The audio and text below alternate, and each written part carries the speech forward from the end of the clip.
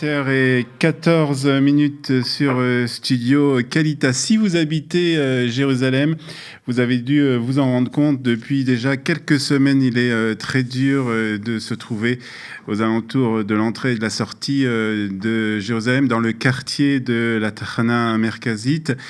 Des travaux sont effectués et pour en parler, nous avons avec nous Tamar Abissera qui est la conseillère du maire de Jérusalem pour tout ce qui concerne la LIAF des francophones. Bonjour Tamar.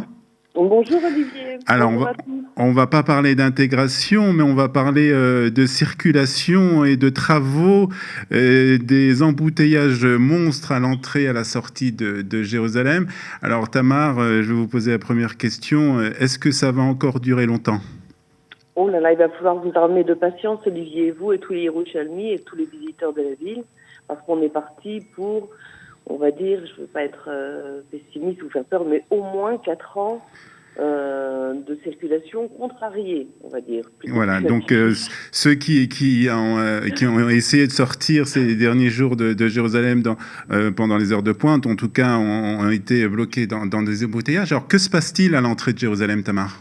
À l'entrée de la ville, on construit ce qu'on appelle le projet Gateway, qui est Knisat Ha'ir, entrée de la ville, qui va être un nouveau centre culturel et quartier d'affaires qui va s'étendre sur 300 dunams et qui va comprendre des centres d'affaires dynamiques avec du tourisme, de l'hôtellerie, des loisirs, de la culture, mais aussi des espaces verts très intelligents avec une domotique. En fait, un nouveau standard de vie, vraiment. Une ville à l'intérieur de la ville, pratiquement. Un grand quartier très dynamique qui sera aussi le centre de tout ce qui est Tarbourat Tzibouri de transport commun, avec, vous savez bien, la station de train rapide qui va rejoindre Tel Aviv en 26 minutes, avec les nouvelles trames de tramway qui vont démarrer, et également la nouvelle Tachana Merkazit. Donc tout ça, ça va être un centre vraiment, le poumon du pays et de la ville, en tous les cas pour Jérusalem. Alors, on situe un peu pour nos éditeurs, ça se situe donc là où est actuellement la Tachana Merkazit, le dépôt, la gare centrale de Jérusalem. C'est donc tout ce quartier, toute cette région qui va être transformée par... ouais. Ça veut dire tout le boulevard Chazar, comme vous connaissez. Mm-hmm. D'accord. Et on élargit également les rues parallèles. Vous savez que parallèlement, la rue Weizmann, Herzl, Rabin, toutes ces rues-là seront élargies également. Mais tout le quartier du centre, comme ça, tout ce nouveau quartier d'affaires va être vraiment avec une zone piétonne énorme. On ne pourra plus rentrer directement dans la ville et aller tout droit sur le boulevard Chazar. Quand vous Alors, comment on fera pour entrer dans Jérusalem ? Il y a un tunnel qui va être construit, c'est-à-dire qu'il y a un tunnel qui est en travaux, qui va passer sous cette zone, et également on pourra contourner du côté des hôtels. Quand on arrive au pont, le pont Yesher HaMetarim, vous pouvez tourner à droite pour aller vers les hôtels. Alors là, vous aurez presque l'obligation d'y aller. En tous les cas, pour l'instant, vous allez avoir l'obligation d'y aller jusqu'à ce que le tunnel soit fait et qu'on pourra avoir des voies souterraines qui nous amèneront de l'autre côté, qui vous fera sortir du côté d'Agrippas, carrément, vous voyez. Donc ça va être un changement, un bouleversement total pour les habitants de Jérusalem. Mais tellement bénéfique. Tout le monde va grogner, tout le monde n'est pas content, mais ça va être tellement bénéfique, ça va créer 60 000 emplois, Olivier. Vous vous rendez compte, ça va être... Alors justement, on va peut-être un peu parler plus de ce nouveau quartier d'affaires, de ce quartier qui est en train d'être construit. Quelle est la véritable motivation de la municipalité, de son maire derrière cette construction ? Au-delà du modernisme qu'on a envie d'amener à l'entrée de la ville, c'est aussi une motivation économique, bien évidemment. Mmh. Une motivation économique.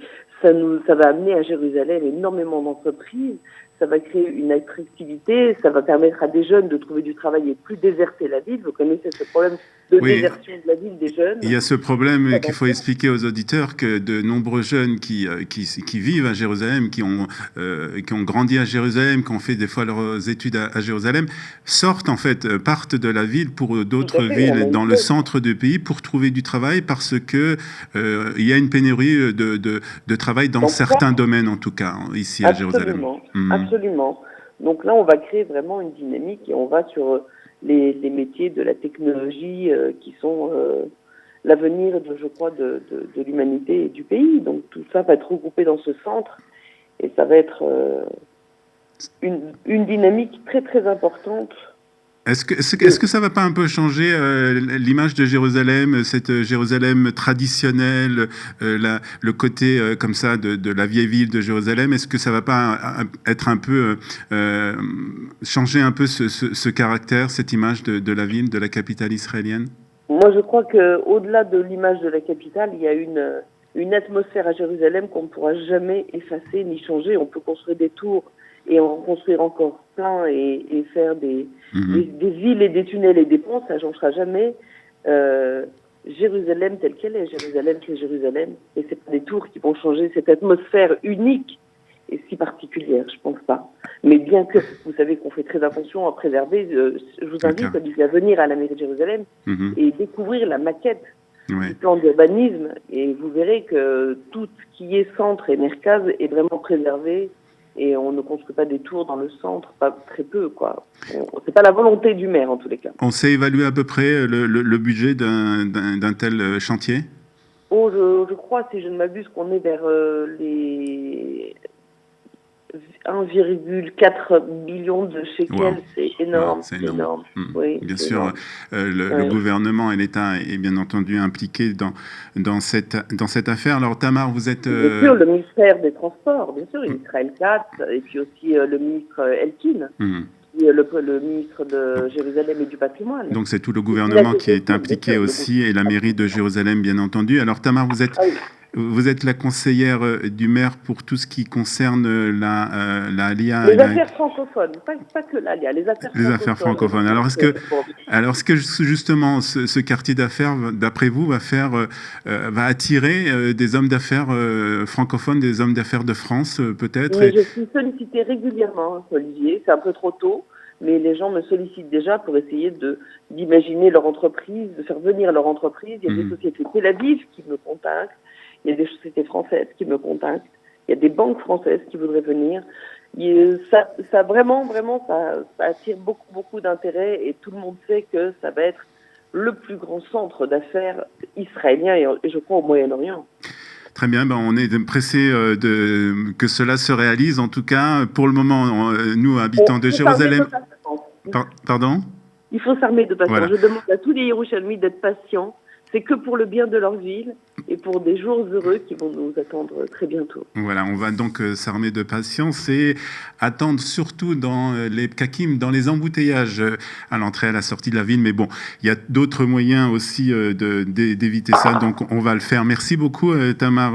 Encore un conseil, Olivier, vraiment rester branché sur le Waze, parce que tout a été actualisé sur le Waze. Donc tout à fait. Waze donne toujours des bons conseils lorsqu'il y a des embouteillages, donc utiliser cette application, une application israélienne aussi, il faut le signaler. Tout à fait, on est très fiers.